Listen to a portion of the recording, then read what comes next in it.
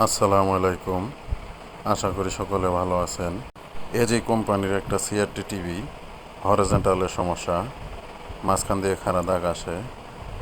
সম্ভবত এই ফ্লাইব্যাগের পাশে দুইটা বুস্টার পিএফ আছে, একটা 1600 ভোল্ট আর একটা 400 ভোল্ট।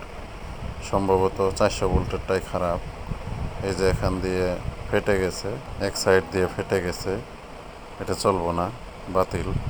নতুন আর একটা নেওয়া হয়েছে, লাগিয়ে দেখা যাক কী অবস্থা। আর বুস্টারটা লাগানোর ক্ষেত্রে ভালোভাবে জ্বালাই দিতে হবে, কারণ এই জায়গায় হাই ভোল্টেজ থাকে।